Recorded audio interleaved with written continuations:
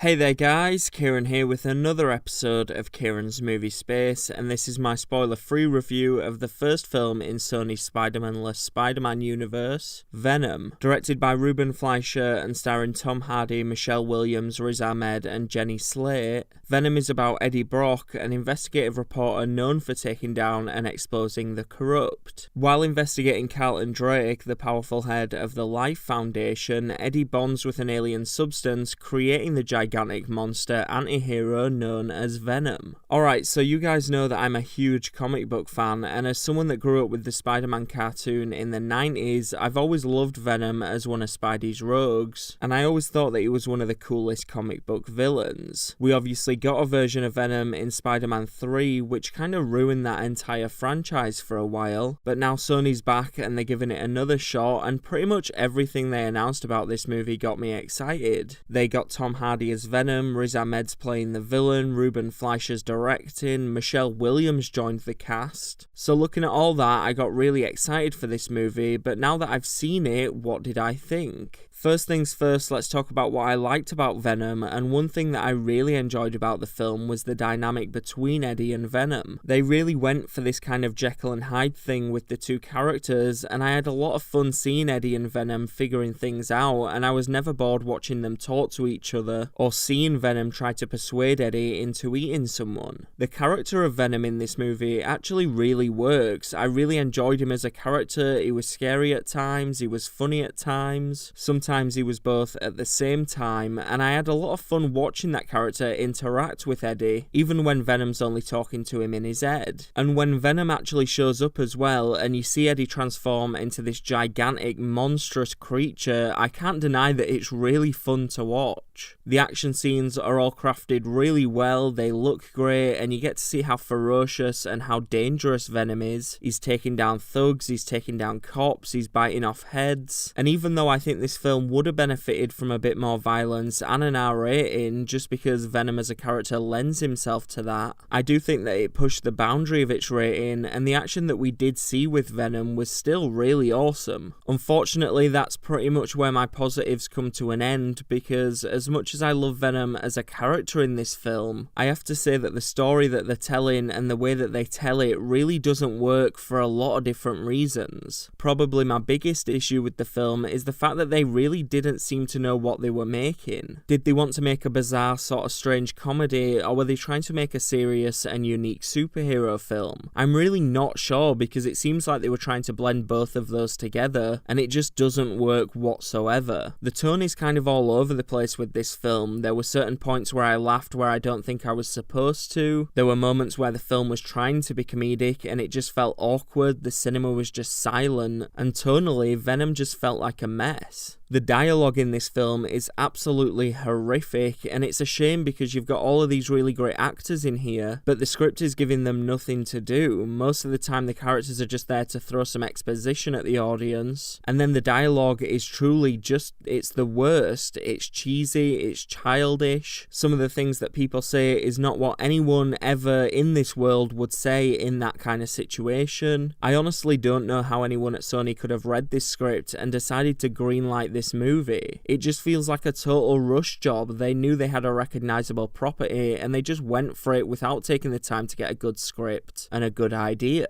The first act is a big problem as well, because the film rushes through and it's just moving as fast as possible to get to the origin of Venom. And I can understand why they maybe wanted to just get to that as soon as possible, but they skip over a lot of information, and because they've rushed the first act, you never feel like you really know who Eddie Brock is. You don't feel any kind of connection to him, you don't care about his job, you don't care about his relationship, and I feel like if they had just slowed down a little bit in the first act and maybe had a bigger runtime, that issue would have been easily fixed. And speaking of Eddie's relationship, Michelle Williams is completely wasted in this movie. I'm not sure what's going on at the minute, but between The Greatest Showman and now Venom, it feels like Michelle Williams is picking some really weird roles that are kind of beneath her. She's given absolutely nothing to do in this film, there's no chemistry between her and Tom Hardy. And walking out of the film last night, I was asking myself why they even needed that character in this film. Why did Eddie Brock need a love interest? They could have just cut her out and put more of Eddie and Venom in there, and the film would have been much better for it. While we're on the topic of supporting characters, I might as well talk about the villain of the film, Carlton Drake, who's this really shady businessman. He's basically your typical kind of supervillain that wants to save humanity by ending it, and it's not a spoiler to say that he also gets a symbiote in the film. I'm not sure if it was the terrible script or Riz Ahmed's performance, but this villain was easily one of the worst bad guys that I've ever seen in a comic book movie. The power-hungry billionaire side of the character came across as a bit of a cliche, and when he turned into Riot, which is the name of his symbiote, he was just a one-note and boring villain. There was nothing new, there was nothing fresh, he never really felt like a threat to the story or to Venom, and it was a complete waste of Riz Ahmed's talents as an actor. Overall, I do think that there's a good movie in there somewhere. I'm not going to say that Venom is a total failure because I think you can go into this movie and have a good time. Like I said, Venom as a character is really fun and the dynamic between Eddie and Venom really works. Unfortunately, the film that Venom's in just happens to suck. The story's boring and basic, the supporting characters are utterly useless or cliche, the script is horrific, and the film never really seems to know what it wants to be. The funny thing is, this film has a post-credit scene, and I'll admit that it got me excited for a possible sequel. Even though I didn't enjoy this film, I wouldn't mind it if they went back, fixed some of the issues, and tried again, because what they tease in that scene is really exciting, and if they do it right, they could make a really good film with this version of the character. It's just not this one. So to give Venom a score out of 10, I'm going to go with a 5. Like I said, it is possible to have fun with this film, but I wouldn't go into the cinema expecting